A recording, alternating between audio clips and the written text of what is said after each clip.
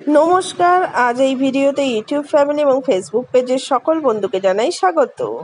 আজ আমরা লাল শাক নিয়ে আলোচনা করতে চলেছি, যা ভিটামিন ও মিনারেলসে পূর্ণ একটি খাবার।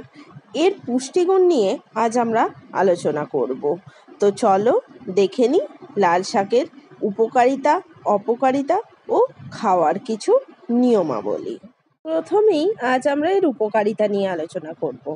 অনেকেই শাক বাছাই করবার অসুবিধার জন্যে এটাকে অ্যাভয়েড করে, তবে আজের পুষ্টিগুণ জানলে আপনারাও আর অ্যাভয়েড করবেন না।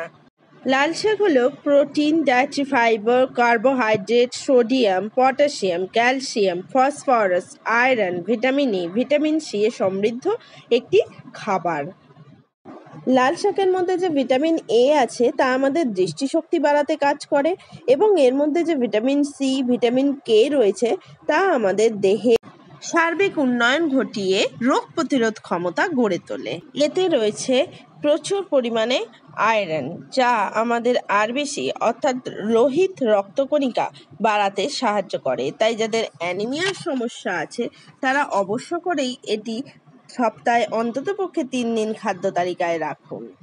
এছাড়াও এর মধ্যে রয়েছে ফাস্টার muscles recovery, improve muscles growth, boost workout performance, boost immunity level এবং ইমপ্রুভ এন্ডোরমেন্টস লেভেলের ক্ষমতা। তাছাড়াও লাল শাকের অন্যান্য বেনিফিটসগুলির মধ্যে হলো এটি ডার্ক সার্কেলস রিমুভ করে আমাদের স্কিনের কোয়ালিটিকে ইমপ্রুভ করে এবং হেয়ার স্ট্রেংথ বাড়ায়। তাছাড়াও কিডনির ফাংশনে কাজ করে। এছাড়া asthma problem, low blood pressure problem, constipation problem এই সমস্ত কিছু থেকে মুক্তি পেতে সাহায্য করে। এছাড়া লাল শাকের মধ্যে রয়েছে অ্যান্টিঅক্সিডেন্ট পাওয়ার, যা রক্তের ক্ষতিকর উপাদান বাইরে বের করে রক্ত শুদ্ধি ঘটাতে সাহায্য করে। এছাড়াও এতে রয়েছে রক্তের অতিরিক্ত গ্লুকোজ শোষণের ক্ষমতা, যা রক্তের গ্লুকোজের পরিমাণকে নর্মাল রাখতে সাহায্য করে। তাই ব্লাড সুগারের রোগীদের জন্য এটা ওষুধের মতো কাজ করে। এছাড়াও এতে রয়েছে বিটা ক্যারোটিন নামক এক পদার্থ, যা ব্লাড প্রেশারকে নিয়ন্ত্রণে রেখে হার্ট অ্যাটাকের ঝুঁকি কমাতে সাহায্য করে। এবার আসি এর অপকারিতার কথায়। এর অপকারিতা খুব বেশি না থাকলেও কিছু নিয়ম মেনে না খেলে এর অপকারী দিক সামনে আসে। যেমন এটা সপ্তাহে 3 থেকে 4 দিনই খাওয়া ভালো।